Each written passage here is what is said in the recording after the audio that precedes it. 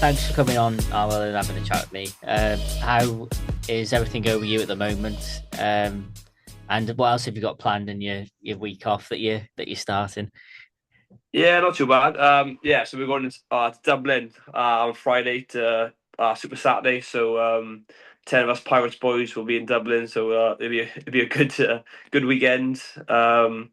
Just had a chill week really. I went home to Wales. Don't get to go home very often, so I took the baby home for a couple of days. And now looking forward to Dublin on Friday.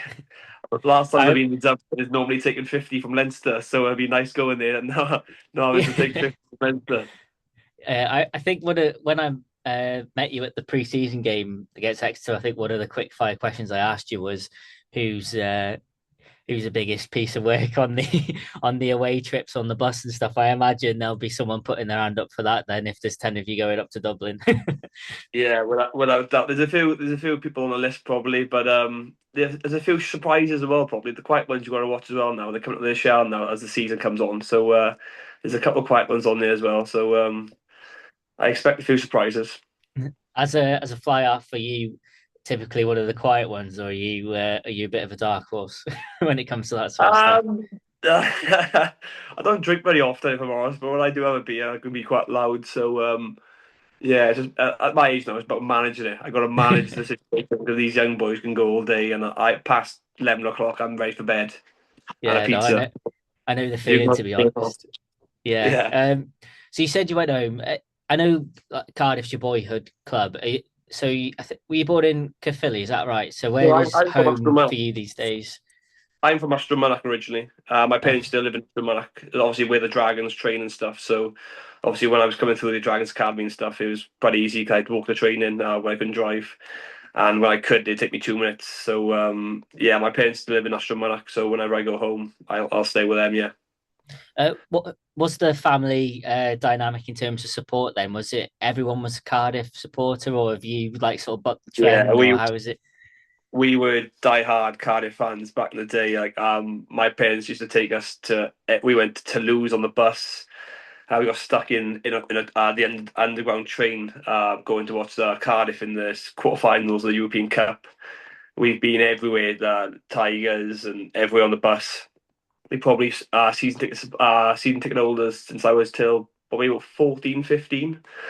And then obviously then I made Dragons development squad a year early, and then I kind of stopped going to watch Cardiff as much. But my stepfather's got a Cardiff tattoo on his chest, so Right. that's that's a big Cardiff fan he is. Yeah, so yeah, so and to be fair, I still look at all the Cardiff results first probably because they're still the team I have that kind of passion for as well as the Dragons. Obviously, because coming through the end, most of my mates are there, but yeah, we were quite diehard Cardiff fans back in the day. And what a team to sport as well, because some of the players they had back in the day, I think the back line of, you had Richie Rees, Nicky Robinson, Jamie, Penny, uh, Cuthbert coming through as well. There's some team that was back in the day, Shanklin, Alfie, that Yeah. was Ben Blair, one of my favourites as well. Like some back line that was to watch when you were younger. So enjoyable times was yeah. Yeah. Well, that was something I was going to come on to and ask you. Who were your influences, I suppose, in your early career? Who was it when you were starting to play the game that sort of made you want to be like them, or made you want to carry on sort of building on your rugby journey? Who was it who you Probably sort of loved to watch?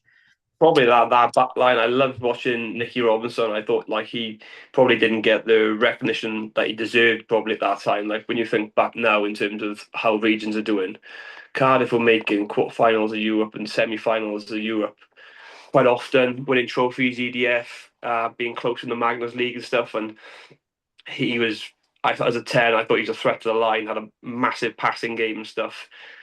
Probably just comes through at the wrong time in terms of obviously Stephen Jones, and then you had James Hook and stuff at the time. So someone like him, I love watching Ben Blair at 15. He's a smaller guy, but he had great footwork, kick for goal. Um, them kind of players, them two especially at that time probably because I was watching them every week. Obviously going to games live, and we'd record the game back on Sky back in them days. I'd watch it back and stuff, and little things. I remember being like 12 or 13 and like seeing someone do a quick tap for the first time. So like on a Sunday there, my first penalty we had, I was quick tap and scored. It's like little things where I don't think this day and age now people watch the highlights of games. Kids do. They won't watch the full games, and they're only getting like a small shot of what the game actually is. You'll see the highlights of the tries and the moments and stuff, but it's the little bits in between that I think now people just watch little snippets of the games where the actual value in the game now is actually how you manage games and stuff in terms of watching a full game. And I don't know whether kids these days have the attention span to actually watch a full 80 minutes. Do you know what Yeah, I mean? So it's yeah. um it's something we did. Me and my younger brother did so much. Probably helped me growing up in terms of understanding the game. How's that translated for you now in it sort of being at the stage of your career you are when you're looking back on things? I mean, there's obviously a lot of analysis that will creep into performances, I suppose. Are you still watching games in a similar fashion? I mean, I know you've got like full-time dad duties as well and things. So like when No, how do you sort of assess like your things you're going to work on and stuff like that? Do you watch games still, or is it more sort of dealing with what you're doing in your own performance now rather than taking things from other games you see? no, I definitely think that you still got to keep up with the trends because trends change so much at the top of the game. So I'll still watch. I find it difficult to watch a game as a fan now, and watching and kind of analysing it. And like if my missus won't watch the rugby with me, I'll pause it, record something on my phone if I see something I like, and I'm always analysing games and stuff. So it's difficult to actually watch it as a fan because you watch it with your mates and stuff, and they're screaming and shouting at the telly, "Why is he doing this? Why is he doing that?" Where I'm like, I got a better understanding of actually what's going on.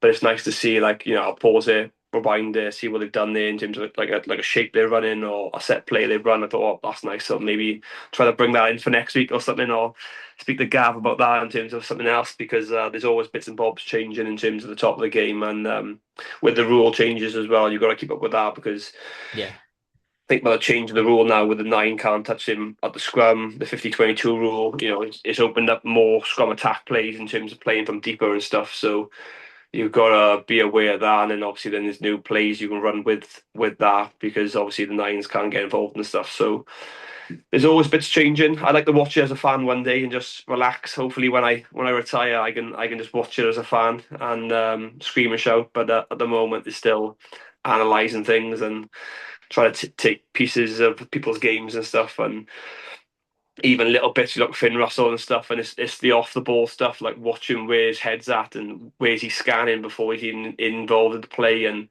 what does he do. Like you kind of like start watching people off the ball. So like I'm just watching him and instead of actually the game, and then the game's on. You're like, oh Christ, well, don't know what's happened there. You're watching him instead, but it's all good learning, yeah. mm. Well, if you were watching him at the time when probably no one else was when he was doing that quick kickoff for that try the other week, you probably might Mm. have seen it coming and thinking, "Oh no, what's going on here?" Have you ever done one Yeah. of those in a game, a quick kickoff when you've noticed the backfield sort of open a bit when it shouldn't be? I not well. Normally the ref will like stop you if they don't think they're set and stuff. So I was surprised with that, to be fair, because the ball boy was still running across the pitch, see.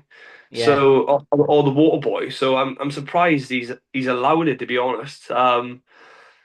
And what was it off? Was it off a penalty or a conversion? Um, Must he was it? I'm trying to think. Must be I must think be a Wales. penalty because the boys I think it was. weren't back, were they? Yeah, Yeah, but yeah. It was. that I was saw. yeah. Yeah, out of everyone, I saw. Well, there was a couple of the players getting stick, wasn't there? But I saw most of the stick come for the ball by going, Why are you running on with that Yeah. so quick for the opposition?" But I don't know. There seems to have. I mean, we were going to talk on Wales in a bit, but there seems to have been a few.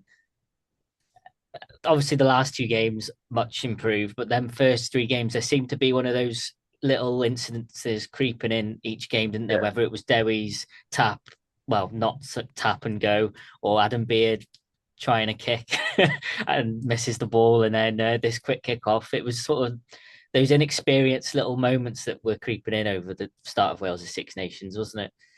Yeah, and I think little things like the Adam Beard kick and stuff is like the boys are trying so hard. Sometimes you can overdo it a bit, and I think it's not a lack of like wanting to do stuff. I think it is just pure frustration of they want to be better.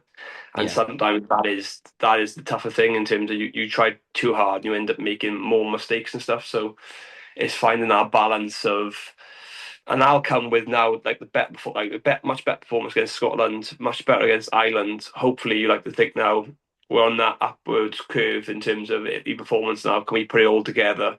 Because Italy will probably still be favourites, but it'll be a lot closer game than everyone expects, and it's one where we should go there with every confidence that we actually can win.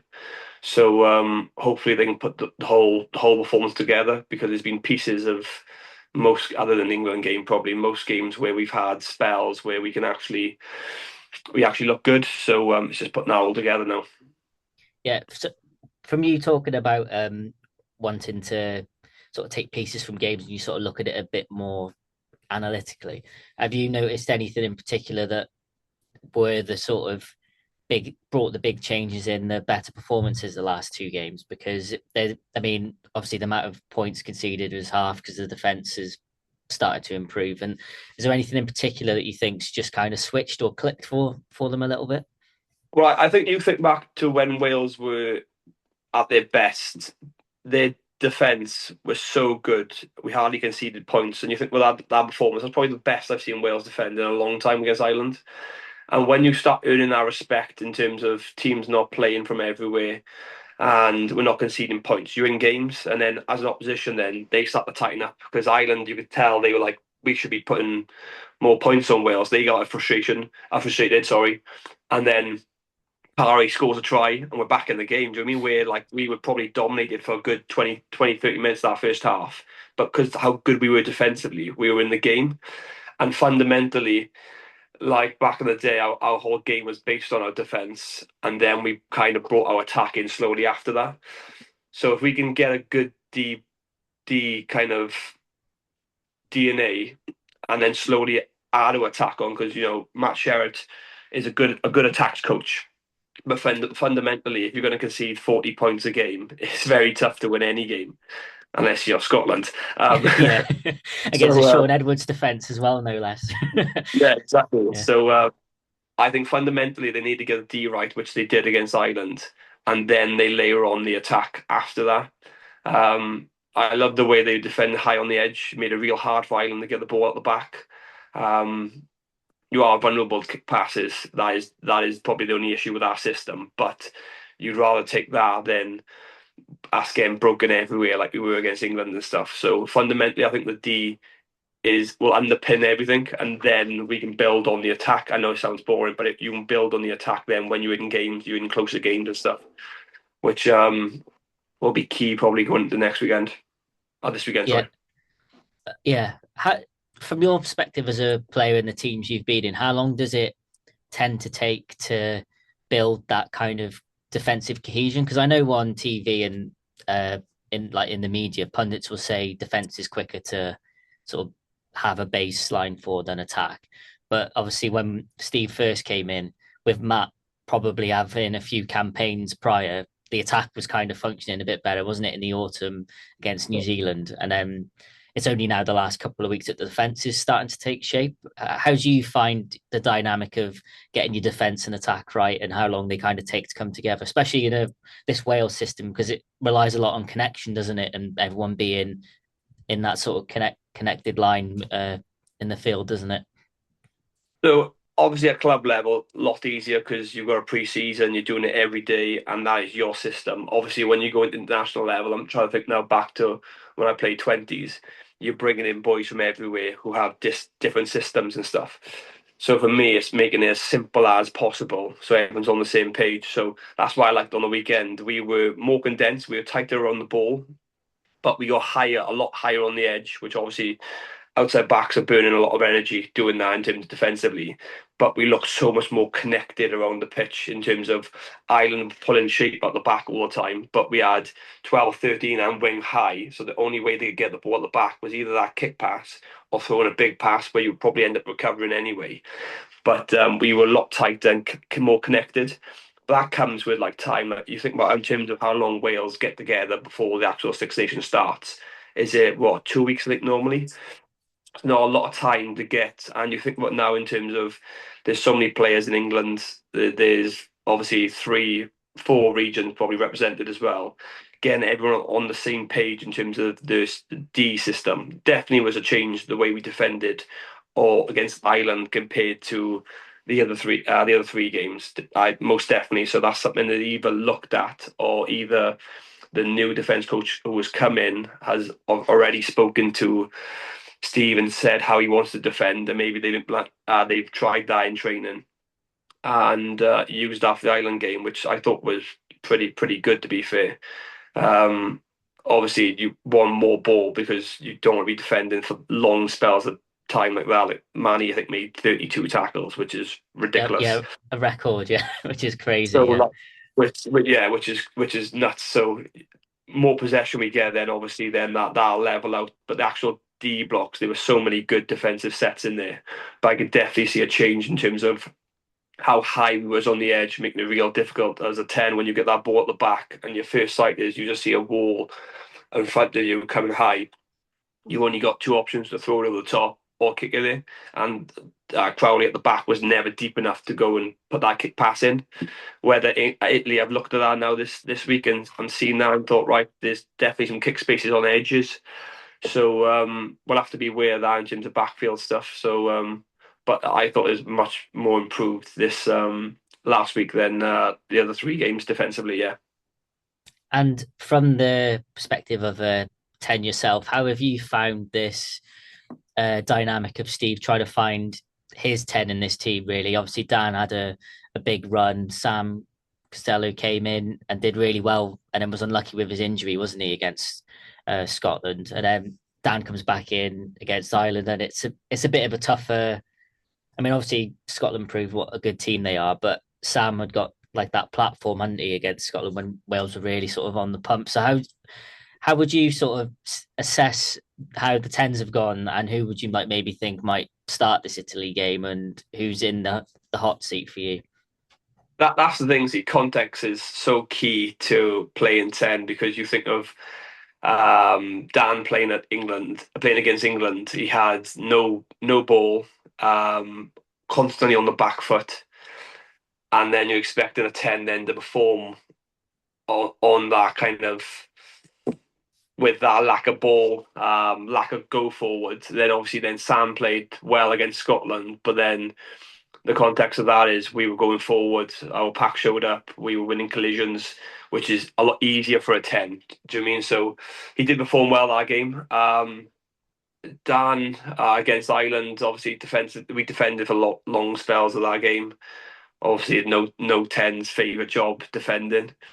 I think Jared, in terms of, I like Jared. Like I played against Jared a bit when I was younger and stuff, and I like Jared in terms of our attacking options. I think he's a threat to the line. He makes everyone else also an option.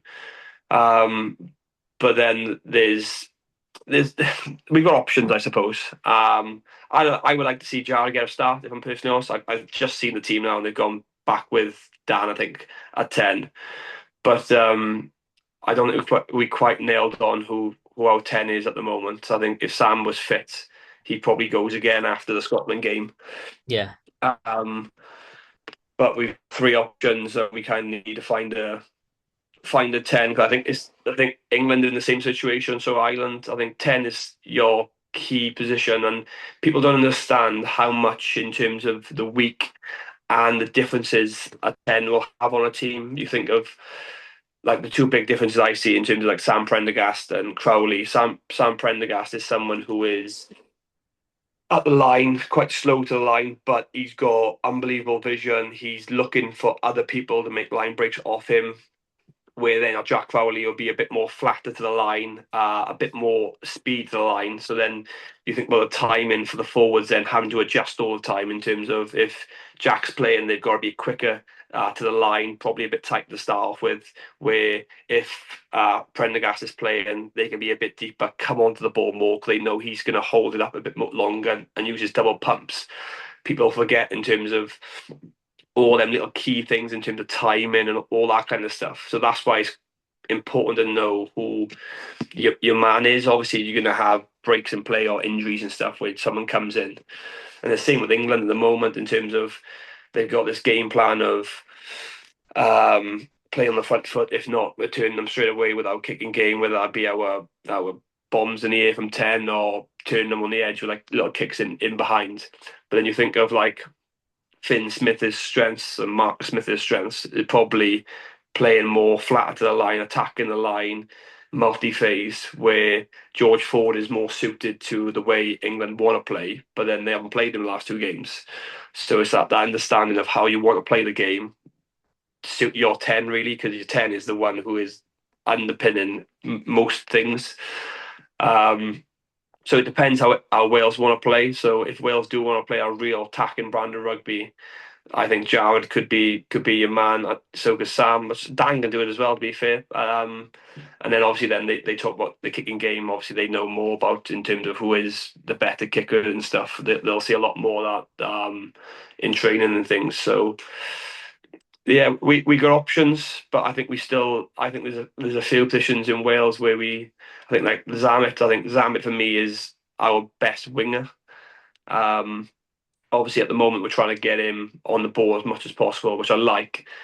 But there's times in games where, um, as a forward, they're kicking us the ball and then we're running it back from real deep, and it's probably the worst thing for a forward thinking, "Oh, I've got to run 60 yards back here now to get back behind the ball." Um, but if they stick with him, obviously, he might improve and get a better understanding of that position. But I just think that we lack sometimes raw pace on the wings, like proper out and out, like finish from 40, 50 meters out. You think someone like Rio's got that. Obviously, Josh Adams got great experience and he's probably a big leader in the back line. But I do think we missed that raw pace of Zammit sometimes on the wing to actually finish things off. I feel like Yeah. sometimes when he's running it back after first phase, he's out of the game for two or three phases and getting back to the width. And yeah, I think maybe that's an option where I don't know how long they go with it. Maybe it's a Six Nations thing. Maybe they go longer with it. If he goes and plays Bristol and plays well there and develops, then fair enough. Because obviously he showed he can kick because he put two good kicks in on the weekend. Yeah. So it's that finding that balance of understanding when you need to put the ball in front of the forwards and when you can have a crack. Yeah, that was a long-winded answer, that wasn't it? That was a good answer though, because you're summing up all of the sort of selection headaches that have been being debated at the moment with like with the back three especially, and 10. With Jared's case, I mean, he's obviously suits a Matt Sherratt style, doesn't he? Because he's sort of been like a star at Cardiff, and that's his sort of game. Matt Sherratt would like that kind of game. Do you think they're tending to pick him to make an impact off the bench? Is it funnily because he is the experienced one to see out a game? I'm trying to work out why it is. Maybe he's not getting a start, especially because he came on and made the difference with his composure against Japan, didn't he, in the autumn? So it is a funny one. That is what I'm surprised at, because obviously he showed he can control big moments, but he's only been given chances of either we're losing by a lot, so come and try to make something happen, or when the game's tight, they're not really putting him on. So that's why I'm more surprised at. I think I would have given him a crack this week. Obviously they've gone with Dan this week. Obviously, where we going to the summer tour? Where's the summer tour this year? I Or is it can't not? think now. There's Because of, the Nations Championship starting, isn't it? yeah, I just think in terms of like we're bottom, you've given two others a go. What was the harm in not giving Jara a start? We've got nothing to lose in terms of they're still favourites. I know we're building on performance and stuff, but I think like Jared probably has that bit of X factor and he brings a lot of players into the game. Um, I just can't see why they maybe not giving him a crack. And like you said, it's good to have that experience off the bench in terms of, he's probably older than the other two boys and has been around a lot longer. But he's still quite new to international rugby himself in terms of not having that many caps. So it would be nice to Yeah. see him have a crack probably at 10. The other interested thing you touched on then with Rees-Zammit in the 15 position, that do you think that's coming from him publicly saying he wants to become a 15? I mean, and he is new to the role, isn't he? So he is going to have some hardships along the way with it. So it is interesting to see whether this is just a Six Nations experiment. Like Blair was in possession of the shirt, Blair Murray, in the autumn, wasn't he? And then it's completely flipped, and it's Lewis now. So it will be interesting to see how that materializes. I mean, how long does it take as well from a club and then international perspective to get used to a new position? Because he's not even had 20 caps as a fullback yet. And that's the funny thing because Blair Murray won Welsh Player of the Year last year, and to have, I think he obviously had that tough game against Argentina where a lot of high balls and stuff. But I just think of like Zammit when he was at his best before he went to the NFL. He was such an unbelievable finisher on the edge. Where now we're not. I understand it. I've seen interviews where he's talking about wanting to get his hands more on the ball and stuff, and he probably does at 15. But then how them moments on the edge where you might only get the ball 3 or 4 times of when he was scoring a lot, compared to now he's getting a lot of kicks down the middle of the field and stuff, and he's running these balls back. But how much are they benefiting in terms of actually like line breaks or try scoring opportunities in terms of getting his hands on the ball? I maybe he does. Maybe it takes 10, 15 games at national level to understand how to play 15. Because obviously, the thing about the 15s we've had, Liam Williams and Leah Halfpenny, two unbelievable guys under the high ball. People forget that Halfpenny coming through was a line breaker and stuff. He developed into an unbelievable defender and someone who organised the backfield and was unbelievable under the bombs. But I think Zammit's biggest strength is his finishing ability. I don't know whether he gets enough at 15 to actually finish off tries and stuff. And I think, like in terms of the Blair stuff, obviously he had one tough game against Argentina. To have Welsh Player of the Year 1 year and then not get any features the year after because of one game, it's quite tough. Even if they balanced him, put him on the wing and Zamp 15, and they could change for certain things. So even that kind of role. But yeah, maybe it does take a couple of games. I don't know if I'm honest in terms of it's more of an understanding of the position, and the longer you play there, the better you're going to get. So if he's going to play there week in, week out for the Bears, then he's got every chance. And I suppose he's gone to the NFL, been at rugby for a long time as well. So we got to take that in consideration as well. So maybe he does come back next season after all this experience, and he's much better for us. So maybe it's worth sticking with him. I'm not a coach. That's the best thing. The last the last question I'll ask you about the dynamic of this backline then is, as a 10, how do you feel about the sort of dual playmaker like ball playing 12 that Wales are opting to go with? There's a lot of talk around that at the moment, isn't there? Like whether Eddie James should be actually playing 12 and using his size and power there, or whether someone like a Joe Hawkins or a Ben Thomas is the right fit, because obviously that is how Matt Sherratt likes to play, isn't it? How do you find that, how that's gone over this campaign and going forward? So I think you need to have a balance again. So you either need to have a 15 who's a ball player, or you have that 12 or 13 who can change, because it's quite easy these days. A lot of plays are the 9-12, 9-12. So you can change 12 to 13 quite easily in terms of their running lines. At the moment, the boys were defensively good on the weekend. I think we still lack that outside break from our some from you think about John Davis, unbelievable in terms of outside break and stuff. But at the moment, because how solid them two were defensively, I think they'll stick with them two now for the long term, because Joe's a good ball player, big boy, and so is Eddie. But you can change them in terms of wanting to play Eddie as a ball player and use Joe as a tip, or use Eddie Joe as the ball player and Eddie as the tip. So they got a good balance with that. I think as long as you've got someone in the back line other than the 10 who's a ball player, that can be 13, that can be 15, to actually get the ball to space. I don't think it matters who that extra ball player is. Because at the moment, Joe can do it, and that's probably why Zammit's probably working on that in terms of that's another element of playing 15. You think about when George Furbank plays for England, I feel like they play with much better width because you've got that second guy with the vision, with the passing ability, and that's probably something they'll build on now with the relationship they at the moment. Obviously, Ben Thomas is a good ball player as well, and he's probably had a lot of unfair criticism in terms of a lot of the stuff online and stuff because obviously I said context again in terms of even look at the back of that try against England, we pulls the ball at the back. Me I, watching that, my yeah, first thing was, damn, it's gone too early. So I'm guessing obviously a lot of people fans are going, oh, we've mucked the pass up, but I guarantee all week they probably done that. He's more tucked in and he's running on the day of the game and he's gone up there because he's seen that he's bitten. So like people will go straight to the blame game in terms of the passer, but actually it's important.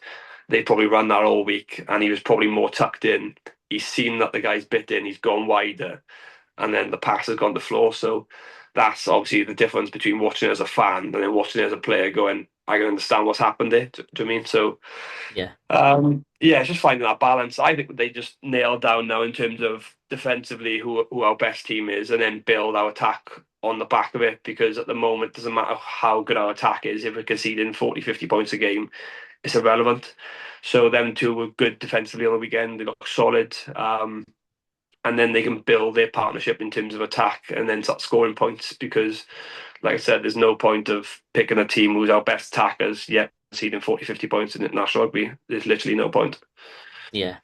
Just to finish on Wales, then, given this is probably going to come out after the Italy game, given the improvements that we've seen the last 2 weeks, what would you say would represent a success for Wales in this campaign? Have we already seen it because of the sort? I mean, there seems to be a sort of new lease of life into them now. They're a bit more confidence and some things coming off without kind of getting that wing. Do you think the win needs to come for it to be deemed a success, or are we seeing enough sort of slowing, like incremental improvements going forward? Do you think? I find it really hard to say it's a success because well, Wales at the end of the day, we've like wooden spoon can't be a success even though the Yeah, performance has been better. And I know we've had a bad run and stuff, but like we should still like we could have won the Scotland game. We put a good performance against Ireland away, which has been historically tough when we had unbelievable team back in the day. So I think we need a win, if I'm honest. Whether we've gone on such a bad run, people say success is better performances, but as a player, and I know the boys will be thinking there won't be success if they lose again on the weekend. They'll be thinking about winning. So I think we do need a win. Whether I class that as a success as well, if I'm honest, probably not. And the boys would probably put their hands up and say probably not either, because I think they would have definitely after 60 minutes thought they would have beaten Scotland. And obviously that performance against Ireland was much better. So yeah, no, I don't think they would be happy if they lose against Italy, if I'm honest. yeah, But I think success looks as a coaching team, they'll probably be happy because the performance is going in the right way.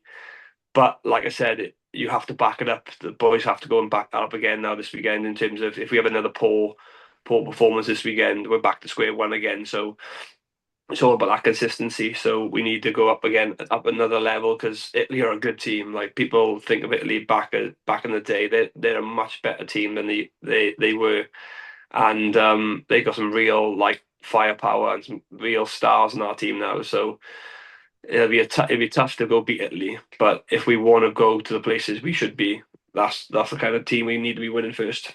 yeah. Do you think the ceiling of the current crop we have is higher than people maybe originally thought? Because people obviously take into everything from at face value from the sort of the defeats, the long running losses without sort of any sort of silver lining. But because we've seen these now, do you think people were quick to write off the capabilities of this team because they have shown they can actually be a bit more physical and front up against sides where that was something that people didn't think they could do because of the sort of label of being a small team and that sort of thing. Do you think the ceiling of this team is higher than people maybe originally first thought? Yeah, I think so. I mean, when you actually look at the Wales team on paper, we've got some like real good players. It's probably getting that kind of blend of, like you said, getting the boys together more often and getting them on the same page. It looks like the way they were coached for that Ireland game.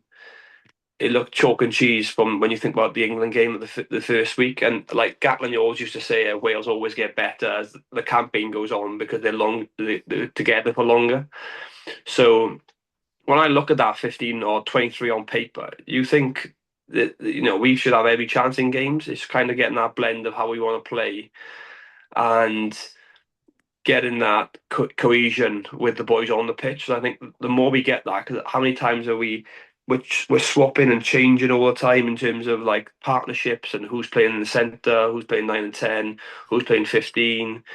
Our back row looks real balanced now. I love Jim in our back row in terms of he gives Yeah. you a good back. So he's unbelievable engine. He's good over the ball.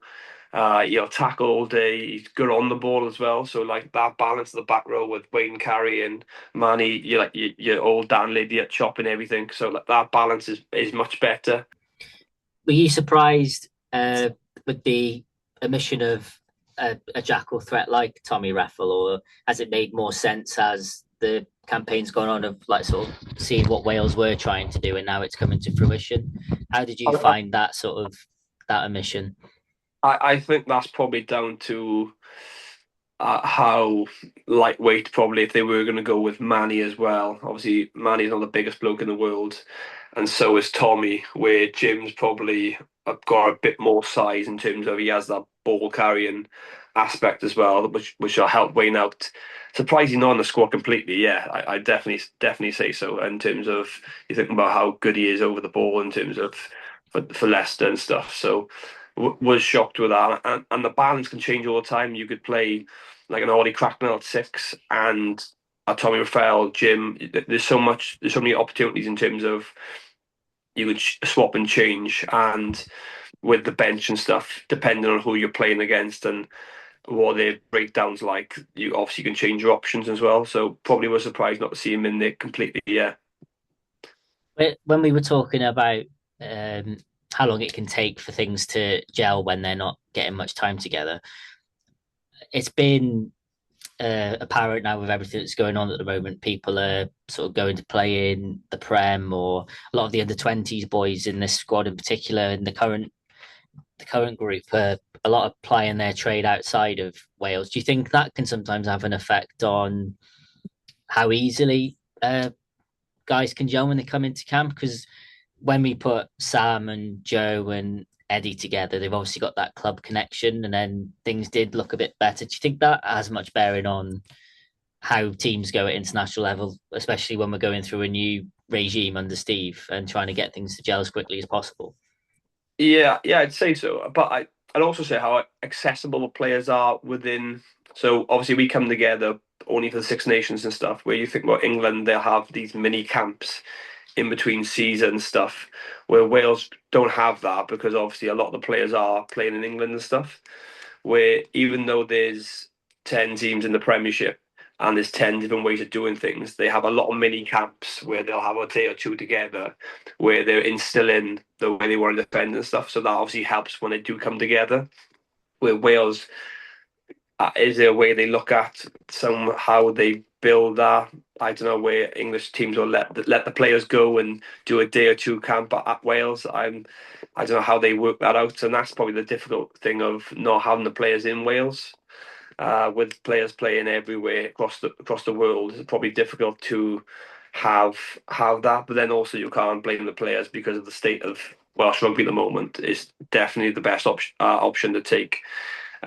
Playing in the best place that suits you and the best environment you can go to. So it is that balance.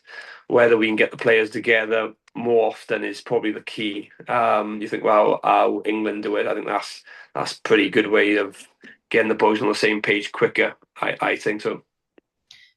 Do you think in this day and age you would have found a solution to the sort of getting players into camp by now. Like I know I can understand why clubs and different leagues will have their rules, and clubs will want players as much as they can sort of have them. But it just always seems funny to me that we can't seem to find an agreement where, especially in a tournament like the Six Nations coming up and everything, that we cannot sort of arrange to get players around a bit more. But it just doesn't make the job any easier, does it? even if it was just the boys who were based in Wales, so like when obviously being back at Dragons or Cardiff, we'd have loads of testing days, but there wouldn't be many days where, well, I don't think any where the Welsh boys would go away for a day or two and just train together and stuff. So um, it's probably finding that time in the calendar where even if you are missing half the squad because they play in England or France or wherever, at least then it gives other boys opportunities to train. So if the injuries did happen, they're ready to go when they do come in. So at least you're getting some sort of blend and you're getting the systems and stuff in place a couple of days. And it hasn't got to be often, but England seem to do it pretty well because they'd always seem to go on these mini camps and stuff. Um, I would have thought they would have figured something out by now, but it's probably that relationship between clubs and stuff at the moment is just not great. No. And you said about not blaming the players for making some decisions that they are. I mean, if you were ever going to sum up how it is at the moment, it would probably have been where in a space of a day or two when Dewi and Jack both get announced to go off to the same club, isn't it? We talked. I mean, when I met you last summer, I asked you about the situation and the fact that we're this far in now into the new year, and it's just the same sort of well frustration and sadness about it. Really, isn't it? It's like we're none the wiser into how it is going to unfold or what is going to be the end result of it. I mean, how have you felt sort of seeing it from the perspective of knowing a lot of the players involved and also just being a Welsh rugby player and fan as well yourself and seeing it all come to this at the moment?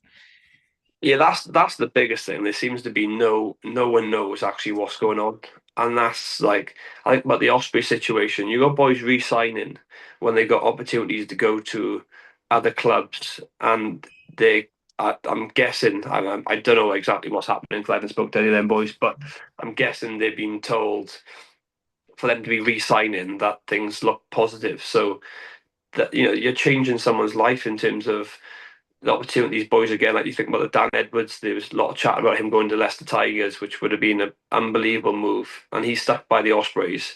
And now you're hearing that the things you are hearing, it's like, well, someone hasn't told him the truth there, surely, for him to re-sign, and then to find out a couple of weeks after, someone has obviously had a chat and not probably been telling the complete truth, which is sad to see. But the fact we're still in the same situation, probably what we spoke over 6 months ago, probably about this, is not ideal, not great.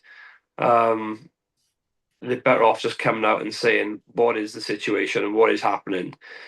And I know people are not going to probably like what is about to happen, but at least people can get their heads around it and the players can start planning. Because at the moment, you've got so many players in limbo, and it doesn't just impact one club; it'll impact loads of others because the best players from Ospreys will probably end up going to other regions, and then that means players at other regions will probably be let go. So this isn't just a thing for the Ospreys. This could be a big thing for all three other regions and people's lives in general, having to maybe have to move abroad or move to England to play. So yeah, they got to take the personal element into this as well, into consider. I can't speak the consideration because at the moment it just seems like it's all about them, and they've got no consideration for the players, their families, and yeah, it's not ideal.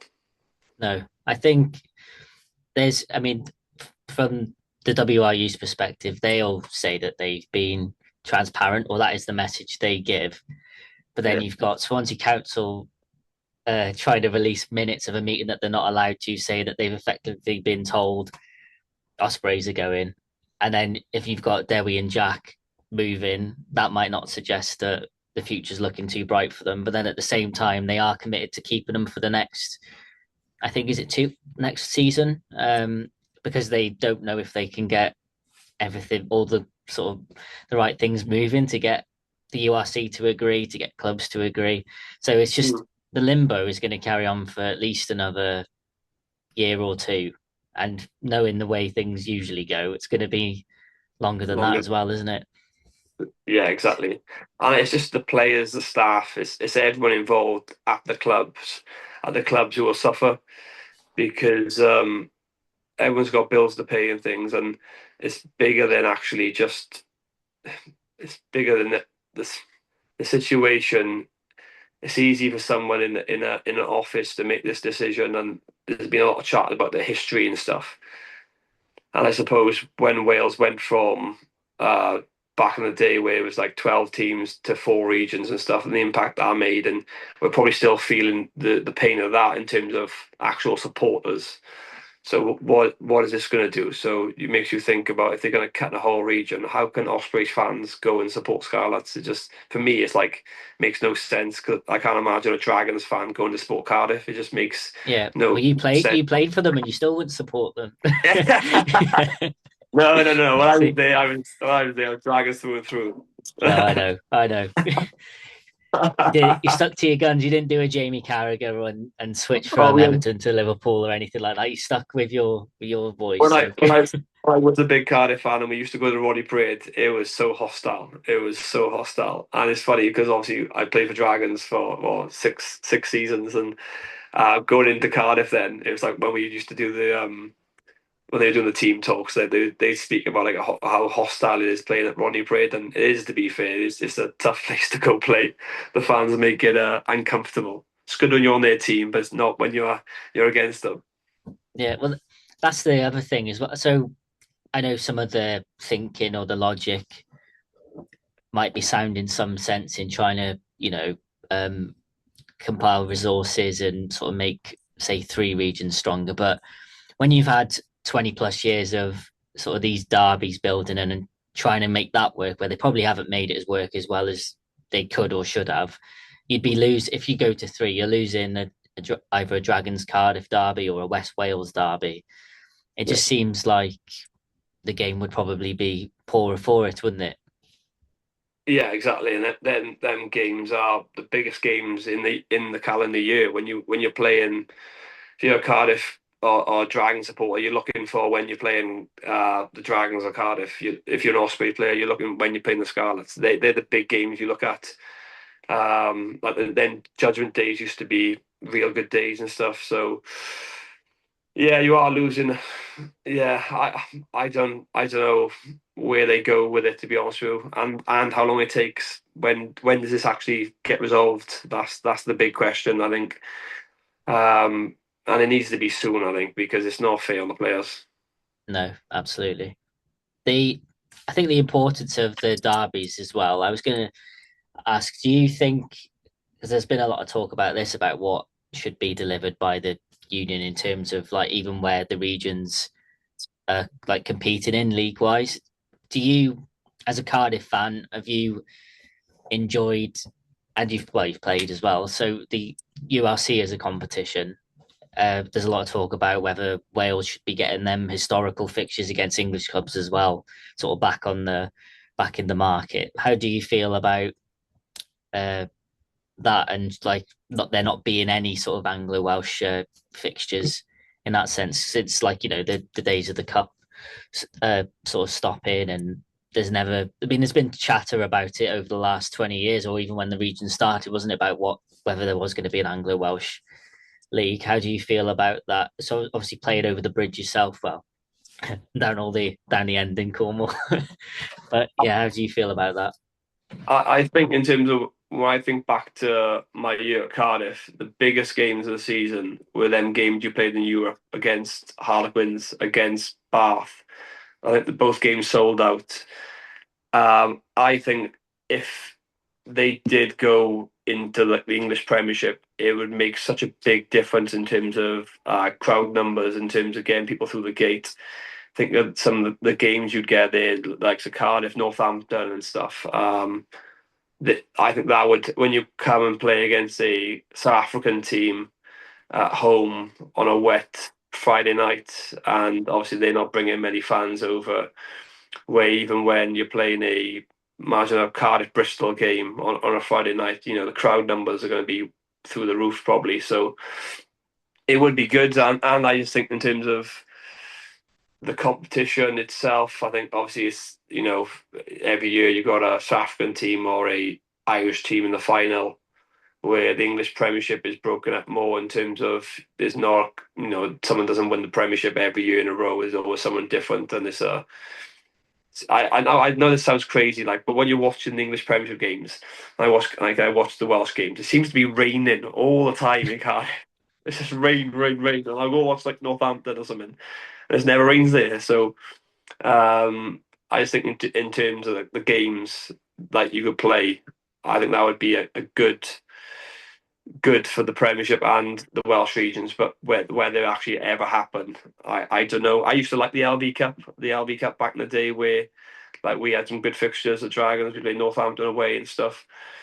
And that was a good experience for the younger boys, and that gives you that kind of blend. But the tough thing is now in terms of squads were so much bigger back in the day. I think back when we had like a 45-man squad, now because of the budget and how tight the money is, people are running on 36-man squads. And even now in England, where the English teams play in this Prem Cup, most of the time they're lending players off champ teams, or they're having to borrow players off other teams because they haven't got enough numbers in terms of the squad depth. There's a lot of boys going on loan from Cardiff to Northampton to play for a couple of games. So it's not the same back in the day where I would have played when I was 18, 19, playing in the British Irish Cup.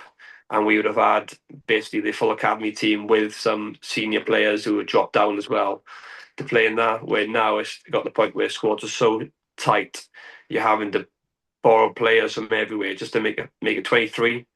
So if you're not going to put that kind of relevance in the competition, there's probably no point of actually having the competition in the first place.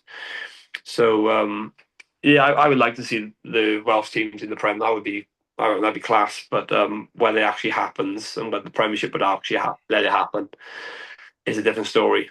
I quite like the idea of when I did first. Like for me, I think the best part should keep four regions. If we can keep four regions, that should be the best thing. But even if we can't, would there be a way of we can get a under 23 or under 25 team in the English Champ to play, and we're developing players playing every week? Because I know firsthand, sometimes in the academy and stuff, my big thing was that I need to put on weight. I'd never played until I could put on a certain weight and stuff.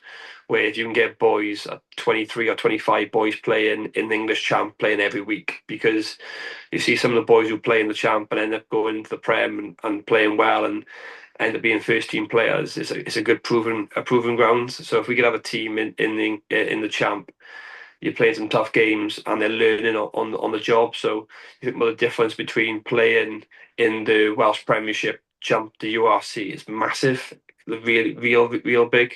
Where I don't think the jump from URC to the champ would be as big. Like we played Harlequins on the weekend in a friendly, and we were in the game for the first 25 minutes, and you could see then the difference in terms of like individual errors cost you 7 points. But when you dropped into a team, it's not as big in terms of the difference when you're put into a team where everyone knows what they're doing and stuff. So whether that could be an option of how we develop players, because I know they're going to put more money into the pathway system, and even with us dropping down to three regions, all that will do is probably give us a bit more money to buy better foreign players, and then hopefully drive the standards in training and get boys probably up the level quicker. But that's still going to take a couple of years. That's not going to happen overnight. It's not going to go down to three regions and then we'll start performing again. That's not going to happen. It's going to take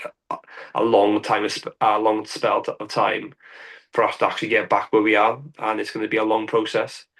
So, and that doesn't guarantee success. Like Scotland have had No. two clubs for a long time now.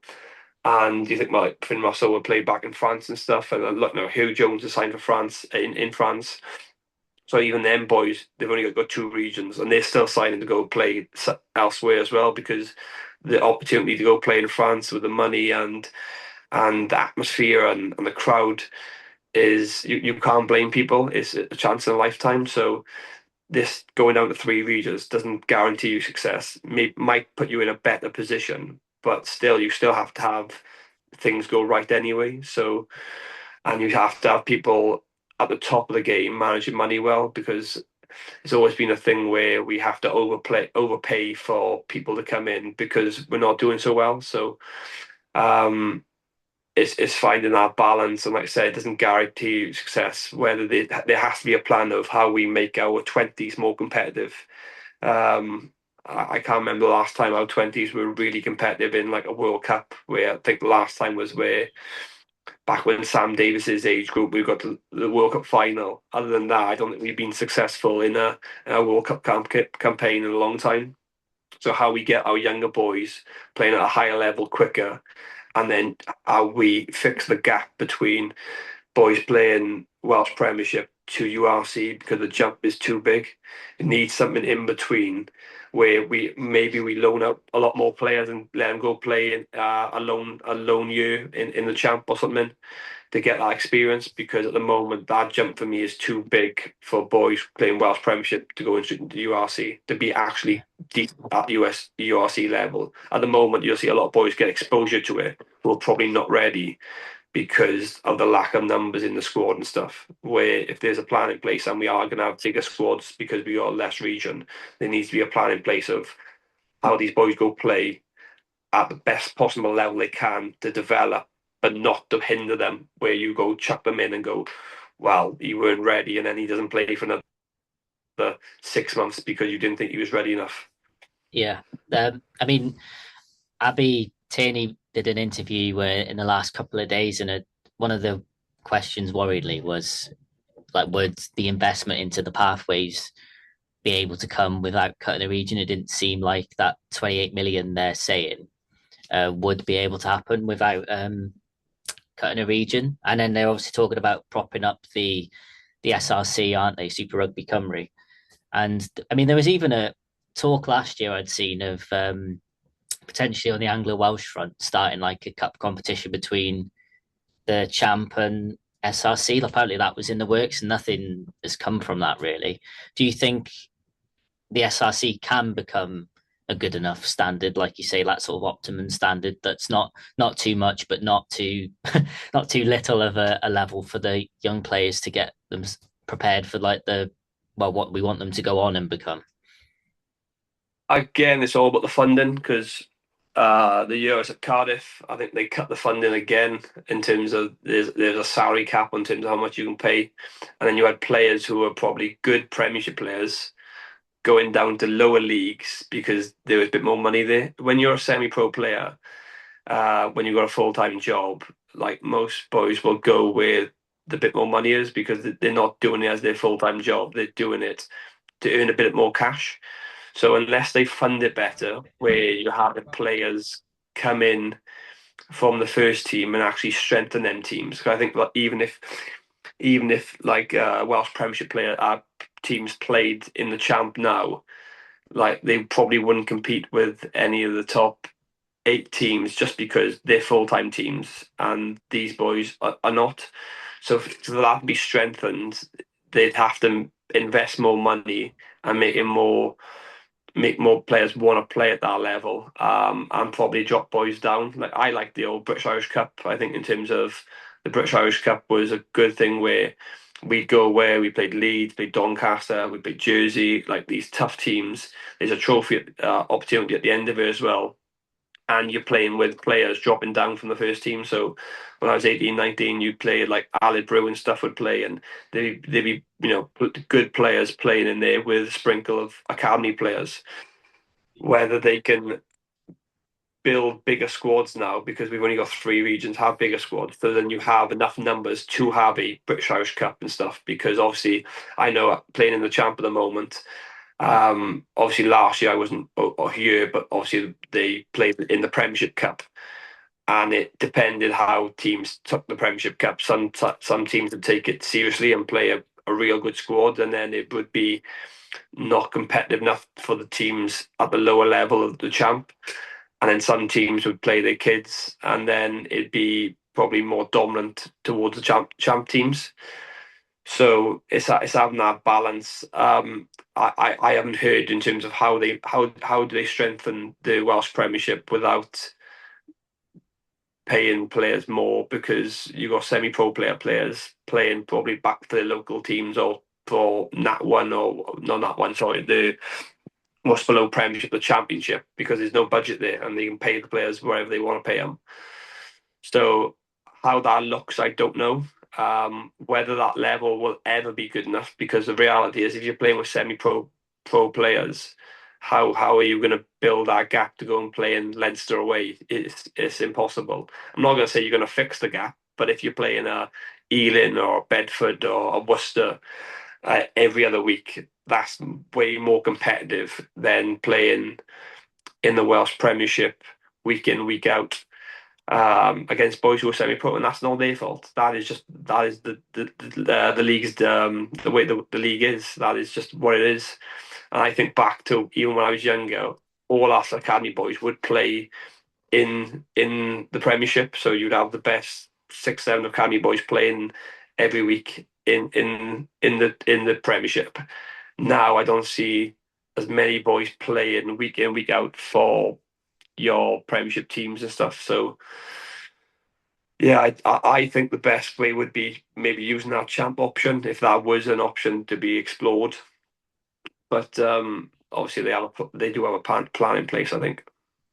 Yeah. I mean, the champ has proved to be a good platform for players to move on to bigger things, or higher leagues rather than better things, I suppose. Don't want to diminish the champ, but even like two of your teammates recently, haven't they? Is it Louis and Sol have got moves coming to? Is it Bristol next season? So they Yeah. So like that was I saw that announced in the last few days or last week. exactly, yeah, and that's two young boys who've been given opportunities to play at that level, and then obviously it must be a Bristol way. Listening to the Pat Lam interview, he's obviously picked up probably the best kind of six players he thinks in terms of youngsters, to kind of develop. Like you said, there's so many players. You think about the Exeter boys in terms of when I was doing my first stint, like the Tommy Wyatts, the Roosies, I even like the Dan Frost and stuff. Boys who have gone and played champ and then gone into the next level, and don't look like they've been there their whole careers. So the jump when you're put in as an individual isn't as big as obviously playing against a team, champ team versus a prem team is a bit different. But when you're as an individual plopped in, it's a lot different. But I think the games are so much more competitive in terms of this level. There's not many, if any, easy games in terms of the champ. Really, they're all tough, physical, hard games. Especially for us, the travel is obviously a big thing as well. But you're getting that physicality most weeks. Um, Obviously, the level when you go up, the intensity goes up. The speed of the game is probably the biggest thing which changes. But that's even more from the Welsh Prem to the Champ to URC to Europe even again. So it's how you just close that gap as quickly as possible, really. There's a lot of changes coming across in rugby in different unions. One of the things is the announcement with the league you're in, the Champ Rugby, and the sort of the sort of Prem, with the way they're moving forward. How have with obviously the things that are going on in Welsh rugby now and there's changes, how are you feeling about the changes that are coming in the league you're playing in? And was it something positive, or is it something that isn't necessarily a good thing for Cornish Pirates? How's that been received? Well, I think it just depends how you look at it. For me, and I'm thinking about this as obviously a Cornish Pirates, but as a fan in general, I think what's the best league in the world in terms of like football now? The Premiership is the best league. It's because you're gonna have a team in League One. Like think about the Wrexham journey now at the moment. Wrexham have a chance this season to go to the Premiership from 3 years ago being in Division One to go to the Premiership, where you look at it at it in terms of rugby terms, that's been blocked for teams for so many years. And it makes you think, like, why would people invest in champ teams if the end goal is never being able to get to the Premiership? Because for me, relegation, and it helps the Premiership anyway. Them games at the end of the season where you've got two teams scrapping out to stay up, they're not dead rubbers anymore. They're teams who are eighth and ninth or seventh are not playing dead rubber games. Um, for me, obviously, I would like a promotion, and like you think about Ealing, like Ealing have been probably the top team in the Premier and the Championship now for about 5 seasons, and they compete well when they go to the Prem Cup. Yet they've never been given the opportunity to actually have a crack at the Premiership because of ground situation and stuff. I think about Luton in the Premiership 2 seasons ago, like that would never happen in the Premiership in rugby because they wouldn't allow the ground beat saying the ground's not good enough to play at that level. For me, I think if you're good enough, you should be allowed to crack and do that. But then looking from the other side in terms of obviously 3 teams going bust, why they went bust, for obviously the reasons of overspending and stuff. It probably stabilizes the game at that level for them. Obviously, they don't want a situation where I don't know, a team goes from the Championship, puts a load of money in, gets relegated the next year, goes bust. They don't want that kind of situation. Where I can understand that, but that is again how you got to manage your money well. I mean, like we're not going to go up to the Premiership and spend a fortune, knowing if we do go down, that could be the end of the club. That's on more people have made their mistakes, and they need to be managed, but not to have a promotion and relegation. I think dilutes the game probably in terms of your dead rubber games. Whoever wins the champ this year, you win the trophy, but you don't get that goal of playing in the Premiership. I think last year when I was playing in France, that goal of playing in the next division is the motivation. It is the big motivation, and it makes everything so much more competitive. The fans are there's so many more fans going to games and stuff. Um, I personally don't like it because obviously I got my Cornish Pirates hat on, and I think as a fan, you'd want to see teams go up, I want to see teams go down, how they react and stuff. But obviously they know a lot more than a lot of us do. It's just how that impacts us as a club and how that impacts us as a championship. How do you make the championship really appealing if there's no promised land if you win the competition? And I know there's talks about the Premiership going to 12 teams, but it's going to be on a criteria basis, not a performance basis, which is work your head around that one. So basically, you could finish fourth or fifth and go to the Premiership because you've got a nice stadium and you've got some history with the clubs and stuff. So how that makes sense, I don't really know, but they obviously have a reason of why they're doing these things. But I would obviously like to see a promotion or relegation personally. Sorry to not be able to answer that more. I'm conscious of taking up too much of your time. It's been a great chat. So I just want to um, finish by asking you, with present day with the Cornish Pirates, you've still got an important time coming in this Champ Rugby season. So as far as this season goes, what are your aims going into this now? I mean, when I spoke to Dan, it was like top 6 minimum, which I think you're sixth now, right? So how are you Yeah. feeling going into the sort of tail end of the season? What are you after? Yeah, just as finish as high as we can. Obviously, we had a good first block, and then we struggled second block, and now we've found a bit of form again in this third block. But we've got some tough home games, so we've got Coventry, Chinner, and Worcester. So obviously, we need to win all our home games and then pick up some away wins as well. But finish as high as possible. Obviously, the goal is to get in the top six. And finish as high as possible as we can in the playoff spaces if we can. So that is the aim. Aim hasn't changed. So hopefully we can finish top six minimum, and then push off. Then see how we can go in the playoffs. Okay. And how's Dan's mullet looking these days? Has he finally won you over with it, or I've, oh, I've copied oh, it. So that was Nah, what it was. it's not quite a mullet. And the thing is, I had a haircut yesterday and I didn't like it, so I was going to go back today and have it shaved off. But yeah, it's looking very full. Dan's mullet is at the moment. Yeah, it's nice. You're not going to go that far anytime soon, then, no? Because he I did. will be. He reckoned you were secretly a lover of it, and it was because when I'd It asked was you when. it was bad timing. You asked me the question, he walked past, and it looked dreadful at the time, and I was like, that one. But no, it suits him. I've seen him with different haircuts now, in different pictures, and that suits him better. So I'll retract that worst trim of Dan now. Okay, I'm sure he'll be pleased about that. Yeah. Yeah, well, thanks very much for your time, Arwell, and enjoy the rest of your week off as well. I hope it's a good one up in Lovely. Dublin, and yeah, enjoy and hopefully speak soon. Nice speaking to you. Yeah, no problem. See you soon.